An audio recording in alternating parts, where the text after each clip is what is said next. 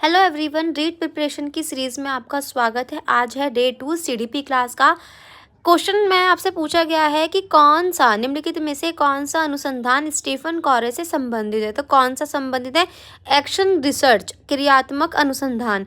क्रियात्मक अनुसंधान की जो विकास हुआ था वो 1926 में हुआ था। इसके अलावा ये बोलते हैं कि शिक्षा में क्रियात्मक अनुसंधान कार्यकर्ताओं द्वारा किए जाने वाला अनुसंधान है ताकि वे कार्य में सुधार कर सकें। और इसका महत्वपूर्ण समाधान किसके लिए था कि इसके अंतर्गत शिक्षण की समस्या यानी कि टीचिंग में जो समस्या उत्पन्न हो रही है उसका वैज्ञानिक रूप से वैज्ञानिक विधि से समाधान किया जा सके। मेन इसका जो था पोर्शन वो यही था।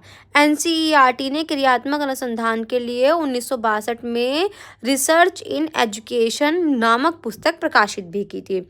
नेक्स्ट क्वेश्चन में पूछा गया है रेमेडियल टीचिंग कौन से बालकों को दी जाती है। तो जो बालक धीमी गति से सीखने वाले होते हैं उनके लिए। यहाँ पर इन्होंने बता रखा है उपचारात्मक शिक्षण के निम्नलिखित उद्देश्य क्या है? प्राप्त ज्ञान में कमियों का निवारण करना, कौशलों की अधिगम प्रक्रियाओं के दौरान त्रुटि और जो दोष आते हैं उसको सुधारना, समुचित दिशा में विकास का मार्ग प्रदर्शन करना, समाज में स्वीकृत आदतों को अपनाना, विषय विशेष को सीखने में जो प्रॉब्लम आ रही है उसको दूर करना।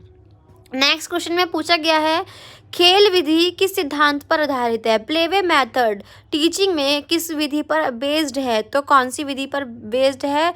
Principle of growth and development, ठीक है, वृद्धि और विकास के सिद्धांत पर।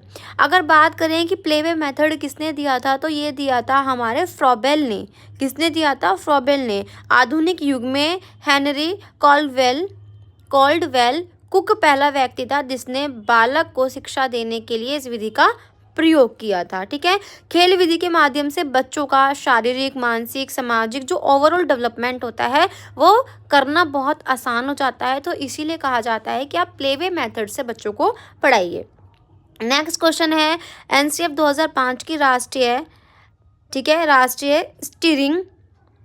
स्टीयरिंग समिति के अध्यक्ष कौन थे? तो कौन थे इसके अध्यक्ष? थे प्रोफेसर यशपाल। भाई जब एनसीएफ 2005 की बात होती है तो ये सीधा सीधा किससे संबंधित है? प्रोफेसर यशपाल से संबंधित है। ये क्या कहते हैं कि राष्ट्रीय पाठ्यचर्या की रूपरेखा 2005 एनसीईआरटी नई दिल्ली के ऑलमोस्ट सभी स्कूल्स में अवेलेबल हैं, ठीक है। 2000 की समीक्षा हेतु प्रोफेसर यशपाल ने राष्ट्रीय संचालन समिति और राष्ट्रीय फोकस समूह का गठन किया था, ठीक है। मोटे मोटे तौर पर एनसीएफ के बारे में पूछा गया है किसने बनाया है।